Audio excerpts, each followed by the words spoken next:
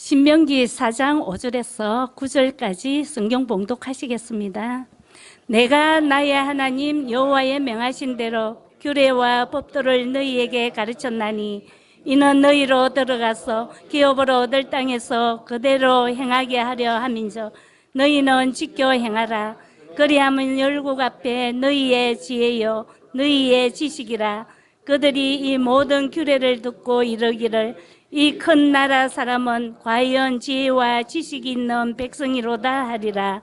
우리 하나님 여호와께서 우리가 그에게 기도할 때마다 우리에게 가까이 하심과 같이 그 신에 가까이 함을 얻은 나라가 어디 있느냐. 오늘 내가 너희에게 선포하는 이 율법과 같이 그 규례와 법도가 공의로운 큰 나라가 어디 있느냐. 오직 너는 스스로 삼가며 내 마음을 힘써 지키라. 두렵건대 내가 그 목도한 일을 잊어버릴까 하노라. 두렵건대 내 생존하는 날 동안에 그 일들이 내 마음에서 떠날까 하노라. 너는 그 일들을 내 아들들과 내 손자들에게 알게 하라. 아멘. 저는 오늘 이 본문 말씀 가지고 다음 세대를 향한 앞선 세대의 사명이라는 주제로 함께 하나님 말씀을 살펴보도록 하겠습니다. 신명기는 잘 아시다시피 모세가 이스라엘 백성들을 40년 동안 애굽에서 나온 동안 이제 나온 후에 40년 동안 그들을 인도하고 그리고 이제 가나안 땅에 들어가기 직전에 마지막 고별 설교와 같이 이제까지 있었던 그런 모든 것을 총정리해서 이들이 가나안 땅에 들어가면 반드시 지켜야 될 것, 오늘 여기 5절 말씀대로 내가 나의 하나님 여호와의 명하신 대로 규례와 법도를 너희에게 가르쳤나니 이는 너희로 들어가서 기업으로 얻을 땅에서 그대로 행하게 하려 함인즉 이렇게 기록을 하고 있습니다.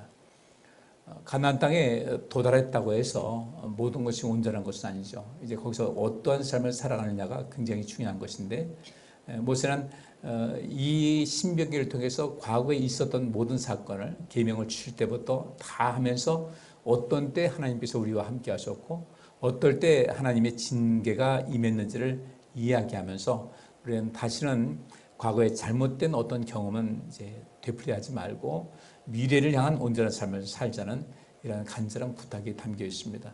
물론 이 속에서 이제 모세는 자기가 가나안 땅에 들어가지 못할 것을 알고 있는 그런 상황이었거든요. 우리는 이 말씀 통해서 우리가 앞으로 인생을 어떻게 살아갈까, 특별히 여기 신명기 4장 5절부터 9절까지 있는 말씀부터 그 뒤로 계속해서 말씀을 살펴보면은 다음 세대들을 많이 염려를 하고 있어요. 왠가 1세대들은 광야에서 다 죽었거든요. 우리 다시는 그렇게 하나님의 은혜 가운데 있고 얼마든지 우리의 인생을 더욱더 힘있게 복되게 살 수 있는 그런 조건이 있음에도 불구하고 그 가운데서 실패하는 인생을 살지 말고 복된 인생을 살아가자는 그런 간절한 마음이 담겨 있는 거예요. 다음 세대들을 아주 기대를 하면서 또 다음 세대에 대한 염려가 가득했습니다. 여기 9절 말씀 보니까 오직 너는 스스로 삼가며 내 마음을 힘써 지키라. 두렵건대 내가 그 목도한 일을 잊어버릴까 하노라. 두렵건대 내 생존하는 날 동안에 그 일들이 내 마음속에서 떠날까 하노라. 너는 그 일들을 내 아들들과 내 손자들에게 알게 하라. 이렇게 말씀을 하고 있어요. 그러니까 그 자신도 지금 현재 이 말씀을 듣는 그 이스라엘 백성들, 그들이 하나님께서 역사하신 모든 것, 직접 눈으로 보고 경험했던 이런 모든 것을 잊어버리지 말고 살아가는 동안 내가 생존에 있는 날 동안에 그 일들이 우리 마음속에서 떠나지 않게 굳건히 지키라는 겁니다. 그리고 하나님께서 어떤 일을 행하셨는지를 내 아들들과 내 손자들에게 알게 해서 계속해서 이 민족이 이후로 하나님 앞에서 제사장 나라로서의 역할을 감당할 수 있도록 그 터전을 다지라는 이 간절한 발행과 또 그들에 대한 충고를 말씀을 하고 있습니다. 우리도 역시 마찬가지로 우리는 하나님께서 창조하신 그 긴 역사, 영원이라는 시간부터 영원까지 이어지는 그 시간 속에서 우리는 지금 이 시대를, 지금 여기서의 삶, 내가 살고 있는 이 시대를 우리가 채우고 있는 거예요. 하나님께서 하신 역사. 그러면 하나님께서 우리 성도님들 한 사람 한 사람, 우리가 자신을 볼 때 나는 별것 아니다라고 생각할지 모르지만은 하나님께서는 여러분을 통해서 이 역사의 한 공간을 채우기를 원하시는 것이거든요.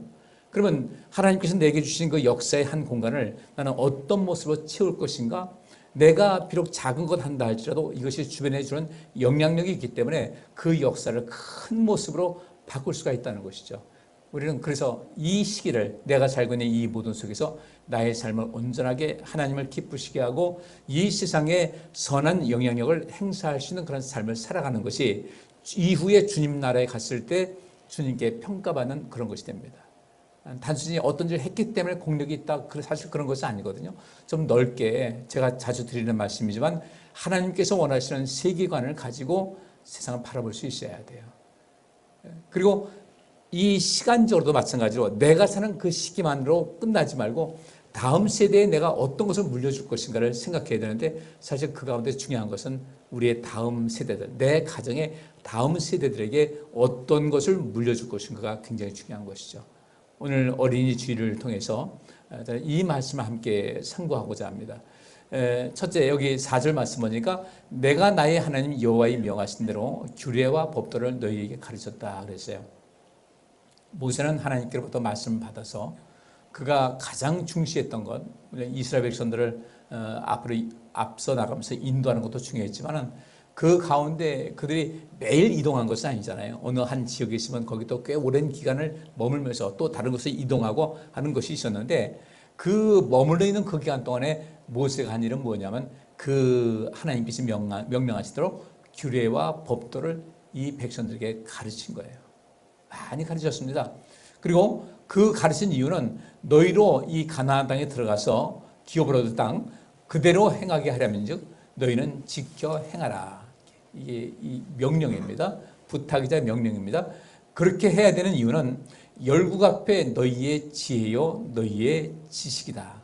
그러니까 하나님께서 이스라엘 백성들에게 주신 것, 그 말씀, 율법, 또 우리가 지금 갖고 있는 이 말씀은 우리가 그것을 지켜 행할 때 어떤 결과를 가져올 수 있는가? 열국 앞에, 온 세상 앞에 그것이 우리의 지혜가 되는 것이고 우리의 지식이 된다는 겁니다. 그러면 그 하나님 말씀이 어떻게 해서 우리의 지혜가 되고 우리의 지식이 될까? 또 우리의 지혜가 되고 지식된 그 목적은 무엇인가 봤을 때 결국은 이스라엘 백성들을 온 세상을 향한 하나님의 제사장으로 온 세상을 살리시고자 하는 하나님의 귀한 뜻이 담겨 있었죠. 그렇기 때문에 우리가 하나님께서 정하신 그 규례와 법도를 지켜야 되는 것은 하나님께서 이 세상을 돌보시고 온전케 하시고자 하는 귀한 뜻에 우리에게 그 동역자를 삼으신 거예요. 그래서 우리가 그 말씀을 듣고 잘 행하고 이 말씀대로 살아갈 때 결국 우리 하나님의 선한 뜻을 이룰 수가 있다는 것이죠. 그리고 우리가 열국 앞에, 온 세상 앞에 우리의 지혜가 되고 우리의 지식이 되는데, 그들이 이 모든 규례를 듣고, 그들은 누굽니까? 열국이에요. 세상 모든 사람들이 이 모든 규례를 듣고 누구를 통해서 듣는 거예요? 하나님의 자녀들을 통해서 듣고 이르기를, 그때 들을 때 느끼는 겁니다.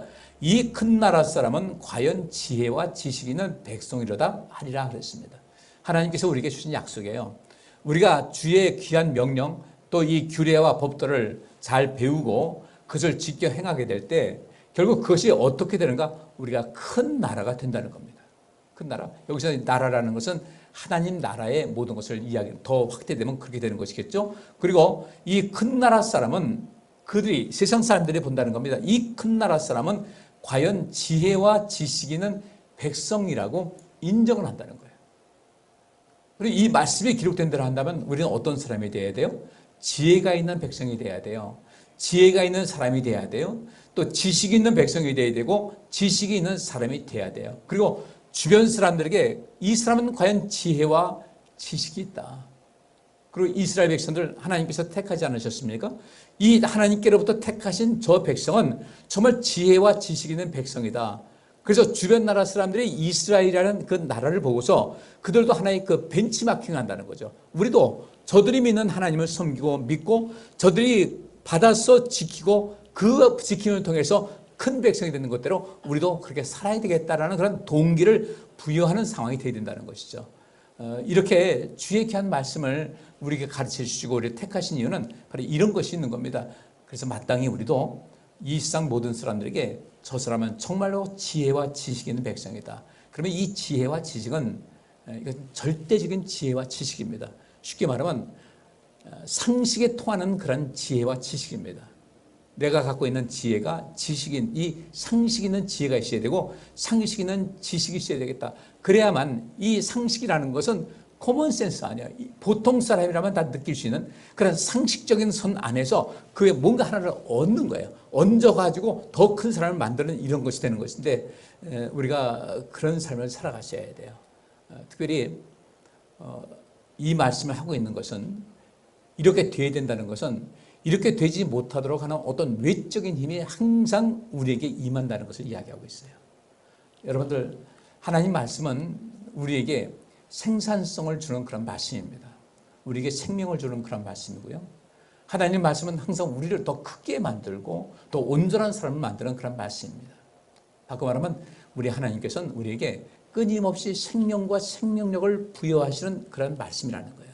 근데 문제는 사단이 그것을 방해한다는 거죠. 사단은 어떤 존재입니까? 성경에 말하고 있습니다. 사단은 처음부터 거짓말장이다. 거짓말장이다. 그리고 사람들을 죽음으로 이끄는 그런 존재다. 이 말씀은 사단은 우리를 부패한 삶으로 빠지도록 계속해서 조작을 하는 거예요. 사단은 부패적입니다. 또 사단은 어떤 것입니까? 파괴적입니다. 하나님께서는 우리를 살리시고자 예수님 보내셨는데 이 사단은 예수님이 그 일을 감당하지 못하게 하기 위해서 와서 시험을 걸었어요. 그러면 어떤 시험했어요? 사단이 시험했던 것은 예수님께서는 단순하게 이 땅의 왕으로 오신 것이 아니라 왕 중의 왕으로 오신 거예요. 근데 사단은 예수님을 그걸 허락을 안 하는 거죠. 다른 것 하지 말고 이 세상에 단순한 이 세상의 권력자가 돼서 거기서 호의호식하고 살다가 가라. 예수님께서는 그러나 가난한 자를 위한 그 길을 선택을 하셨어요. 사단이 얘기합니다. 예수님께서 40일 동안 금식하셔가지고 시장하실 때 사단이 한 것이 무엇이었습니까? 뭐라고 했어요? 이 돌들을 어떻게 하라? 또 떡으로 만들어서 먹으라라고 하면 안 돼요. 우리 보통 그렇게 들었는데 이 돌들로 떡덩이가 되게 하라고 했어요. 그러면 우리나라도 한 50년 전, 60년 전 그때만 해도 먹거리 문제 때문에 보릿고기가 그 말이 괜히 나왔겠습니까? 가을 고제 가지고 이제 살다가 봄에 보리가 수확될 때까지 그때까지 이어가야 되는데 그 텀이 있는 거예요. 가을에 추수한 것 가지고 보리가 수확될 때까지 이어가야 되는데 그 가을 수확한 것이 떨어졌을 때 그다음에 보리는 아직 안 익은 거예요. 이 기간 동안에 정말 고난의 기간이었습니다. 먹을 것이 없어가지고요. 근데 이때 그렇게 얼마나 배고픈 시대에 예수님께서 그들에게 그래서 오병이어의 기적을 베풀어 주시고 오병이어의 기적을 베풀어 주시니까 그 사람들이 야 이젠 이 양반을 모시고 살면 우리 인생에 먹고 사는 것은 문제 없겠다 해서 예수님을 왕으로 세우려고 끝까지 쫓아다닌 겁니다.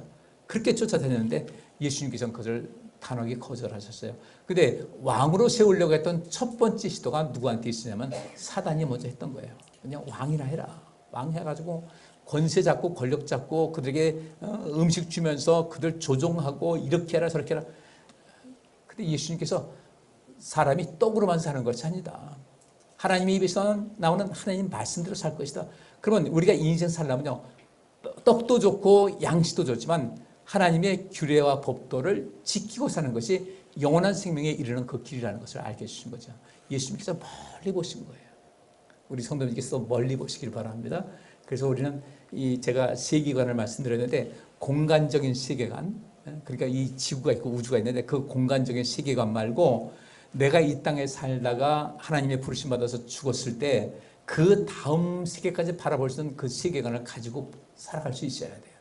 그래야 우리가 헌신이 되는 겁니다. 지금 내가 이 땅에 살면서 주를 위해서 헌신하고 봉사하고 충성을 다하는 것, 때론 그 부자 청년에게 한 말씀대로 내가 가진 것을 가난한 사람에게 나눠주어라. 그러면 하늘에서 보화가 있을 것이라고 말씀하셨을 때 그 말씀을 받아들일 수 있는 사람들은 시간적인 세계관을 가진 사람만이 가능한 거예요.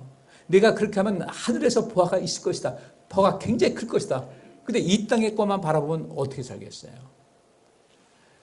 모세가 가르쳤어요. 하나님께서 명하신 것을 가르쳤고 그러면 너희가 들어가서 기업을 얻을 땅에서 그대로 행하게 하려 한다. 우리가 예수 믿는 다음에 할 일이 더 많거든요.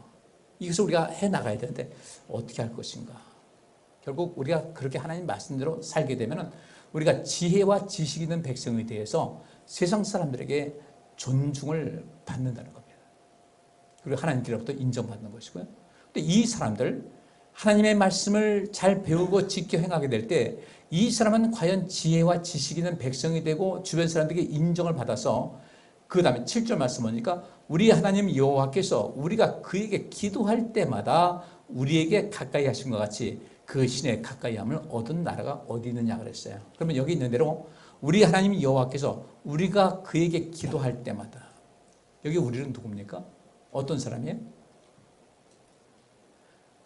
기도할 때마다 우리에게 함께 하시는 하나님, 그 은혜를 입는 사람, 이 사람들을 우리라고 했는데 우리는 어떤 사람이에요? 하나님께서 명하신 규례와 법도를 잘 배우고 그것을 어떻게 할 때? 지켜 행할 때 그 사람들만이, 그 사람들이 기도할 때 하나님께서 우리에게 가까이 하신다는 거예요. 무작정 하는 것이 아니라. 너무도 많은 사람들이 나 기도했는데 응답 안 한다고. 그건 자기를 한번 돌아봐야 돼요. 난 정말 그 규례와 법도를 지켰는가. 하나님 말씀을 지켜 살아가는 가운데 그 길도 좁고 협착하다고 그랬어요. 하나님을 믿고 그 안에서 영원한 생명 얻는 것은 쉽지가 않아요. 그 쉽지 않다는 것이 이해하지 못할 것이 없어요. 왜? 이 땅에서 뭔가 큰 일을 이룬 사람들은 그 가는 길이 쉬웠어요? 어려웠어요? 어렵죠. 8절 말씀에 오늘 내가 너희에게 선포하는 이 율법과 같이 그 규례와 법도가 공의로운 큰 나라가 어디 있느냐 하면서 하나님의 말씀대로 규례와 법도를 배우고 지켜 행하게 되면 이것이 모든 다른 나라 사람들이 봤을 때 또 다른 누군가 봤을 때 이것이 우리의 지혜와 지식이에요. 그러니까 이 공의로운 인생을 살아가는 것이 우리의 삶 속에서 가장 큰 지혜와 지식이라는 겁니다. 세상 사람들에게 존중받으시고 하나님께서 우리가 기도할 때마다 우리에게 가까이 해서 응답받을 수 있는 그 길이 공의로운 삶을 살아간다는 거예요. 공의롭지 못한 것이 우리 인간은 그래요. 공의롭지 못한 것은 분명해요. 그런데 이 공의로운 삶을 살기 위해서 저도 몸부림이라도 칠 수 있는 이런 사람들 하나님께서 기뻐하시는 것이거든요. 우리나라가 규례와 법도가 공의로운 나라가 돼야 돼요. 그래서 세상에 영향을 줘야 됩니다.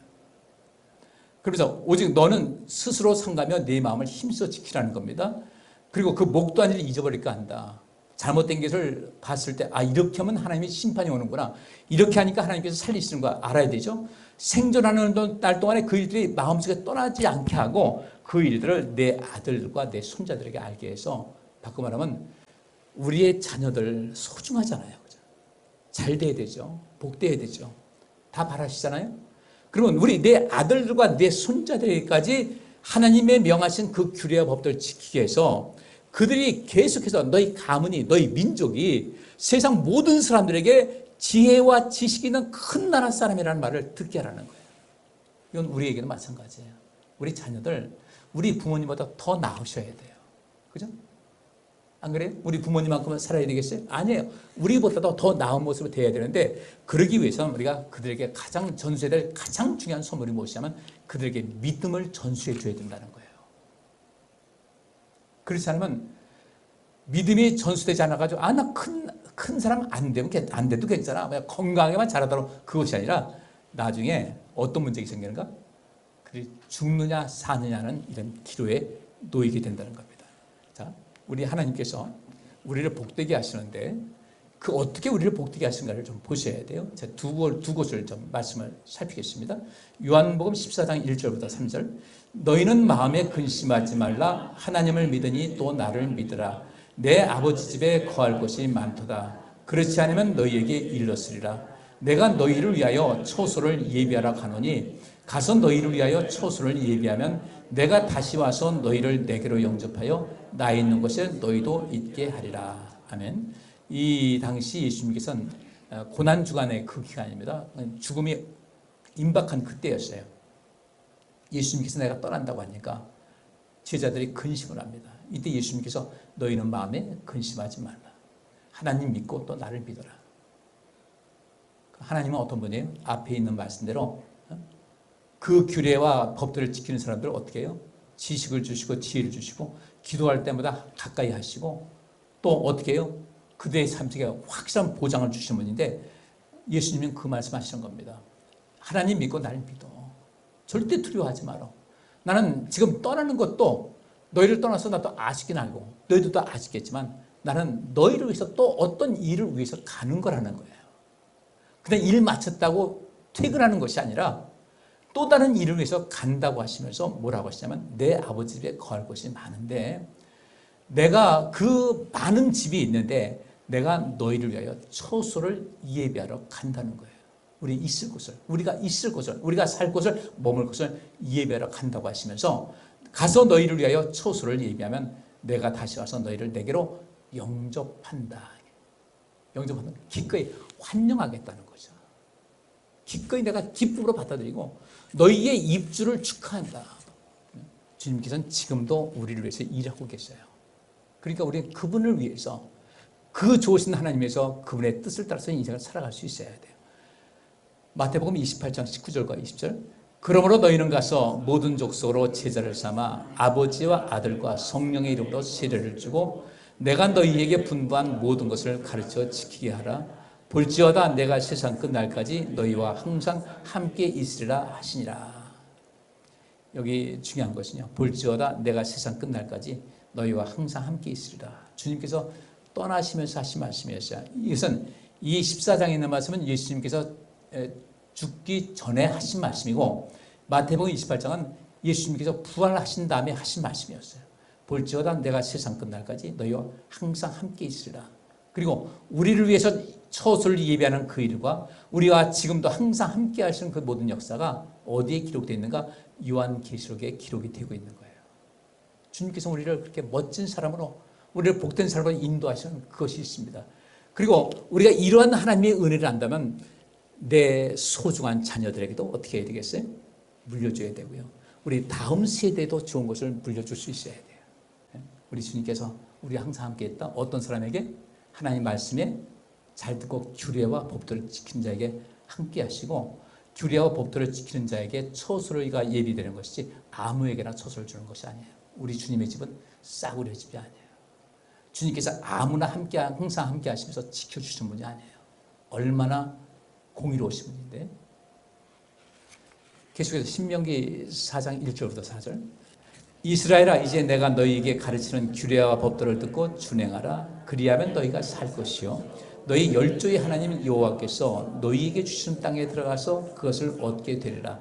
내가 너희에게 명하는 말을 너희는 가감하지 말고 내가 너희에게 명하는 너희 하나님 여호와의 명령을 지키라. 여호와께서 바알보엘의 일을 인하여 행하신 바를 너희가 목도하였거니와 바알보엘을 쫓은 모든 사람을 너희의 하나님 여호와께서 너희 중에서 진멸하셨을 때 오직 너희의 하나님 여호와께 붙어 떠나지 않은 너희는 오늘까지 다 생존하였느니라. 아멘. 여호와 하나님을 믿고 그분을 섬기는 것은 여기 있는 대로 믿지 않고 엉뚱한 짓 하게 되면 진멸당하고요. 여호와께 붙어 떠나지 않게 되면 다 생존하는 거예요. 우리 자녀들 절대 죽음의 자리로 내몰지 않기를 주의 이름으로 축원합니다. 우리 자녀들 지켜야 돼요. 우리 자녀들 믿음으로 키우셔야 돼요. 머리가 컸어요. 또 우리 과거의 우리 기독교 역사는 다음 세대들까지 염려하는 그런 모든 분위기가 되지 않았어요. 성령 충만하면서 나 줬고 해서 아이들 뒤로 하고 엄마 은혜 받고 깨 칙칙해 가면서 애들도 대학 가니까 엄마 나 좀 대학 가야 되니까 교회 나중에 나갈게. 응 괜찮아. 뭐 인생의 성공이 우선이지. 그러다가 지금 이 시대가 엉망진창이 됐잖아요. 믿음의 전수가 안 되는 거예요.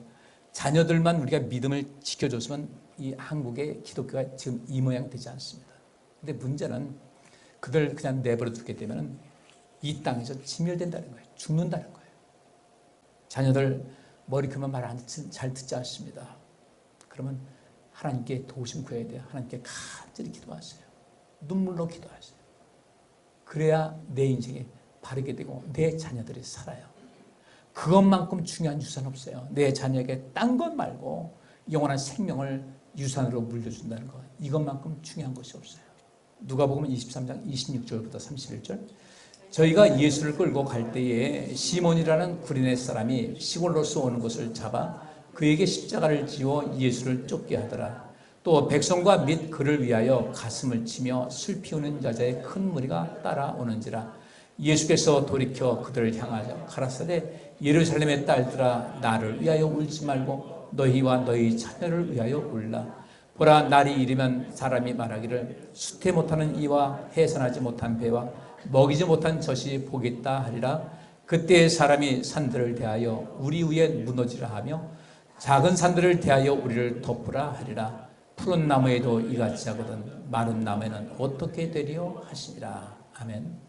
예수님께서 이제 고문당하시고 이제 십자가 처형장으로 가는 그 과정 속에서 예수님께서 너무 지치셨어요. 시몬이라는 구레네 사람, 이 북아프리카 리비아 지역을 그 당시에 구레네라고 했습니다. 지금 이 리비아 거기 때 리비아에서 예수님 그때 6월절 때 아니었겠어요? 6월절 지키러 그 먼 데까지 온 사람이 왔는데 그에게 십자가를 줘 예수를 쫓게 했어요. 또 이때 백성과 및 그를 위하여 가슴을 치며 슬피 우는 자의 큰 무리가 따라왔는데 예수님께서 말씀하시기를 예루살렘의 딸들아 나를 위하여 울지 말고 너희와 너희 자녀를 위하여 울라고 말씀하셨어요. 이스라엘 백성들 그 이후에 참 그 고통스러운 역사를 지녔습니다. 여기서 나를 위하여 울지 말고 너희와 너희 자녀를 위해서 울라고 하시면서 날이 이르면 사람이 말하기를 수태 못하는 이와 해산하지 못한 배와 먹이지 못한 젖이 복이 있다라는 이 말씀은 무슨 뜻이겠어요? 자, 수태 못하는 이는 자녀가 없어요. 해산하지 못한 배 자녀 없어요. 먹이지 못한 젖이 복이 있다. 자녀가 없는 사람들이에요.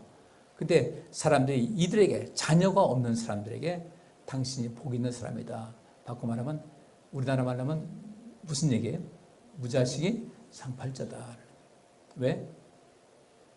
그 자녀들이 심각한 고통의 날이 온다는 거예요. 차라리 내 자녀가 없으면 내 자식이 그렇게 되는 것을 보지 않을 텐데 내가 하나님 앞에 바로 서게 되면 그 문제가 없을 텐데 내가 잘못됐어요. 내 자녀를 하나님께 인도하지 못했어요. 그래서 그 고통 속에서 인생을 영벌에 처하게 한다면 그러니까 그때 아마 그렇게 했겠죠. 나중에 영원한 형벌에 빠진 사람이 그렇게 말하는 사람이 있을 겁니다.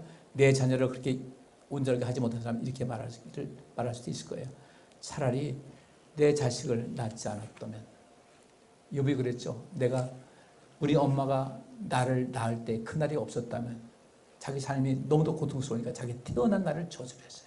내가 이 세상에 태어나지 않았다면 내가 고통 느끼지 않을 텐데 우리 자식 때문에 나중에 그 돌이킬 수 없는 비가역적인 이런 상황에 빠졌을 때 내 마음에 큰 고통이 임하지 않도록 우리 자녀들 때문에 웃어야 될 줄 믿습니다. 우리 자녀 때문에 웃으려면 우리 자녀들 믿음의 사람으로 만들어 주셔야 돼요. 그것이 이 후대를 위해서 다음 세대를 위해서 할 수 있는 가장 큰 선물이 되는 거예요. 지금 잘 나간다? 얼마 못 가는 거예요. 아까 그 태국에서 한국의 시집온자자 그에게 그 어머니가 한 말대로 너 직장 영원히 너의 것이 아닌데 너의 것을 만들어야지. 우리 자녀들 믿음의 자녀에서 하나님의 자녀로 다 만드시길 주의 이름으로 축복합니다. 사람이 언제 어떻게 될지 모르는 거예요. 내 자녀 지금 잘 나간다? 세월에 장사가 없어요. 장사 없어요. 70 넘어가면 그때부터는 우리가 크게 뭔가 활동할 수 있는 그 모든 것도 안 됩니다. 지금 제 딸이 42살이에요. 제가 늘 하는 얘기예요. 너 60 곧 된다. 50 넘으면 60 곧 돼. 18년밖에 안 남았어. 정말 힘있게 살아야 된다. 올해 그 60된 우리 분들이 몇 분 계신데 환갑 기념도 여행도 가고 막 그러는 것 같더라고요. 근데 솔직한 얘기로 내가 그때가 그리워요. 내가 그 나이 된다면 내가 인생 또다시 살 것 같은데 그러면 주님께서 이렇게 말씀하시죠. 지금이나 열심히 살아라 이놈아.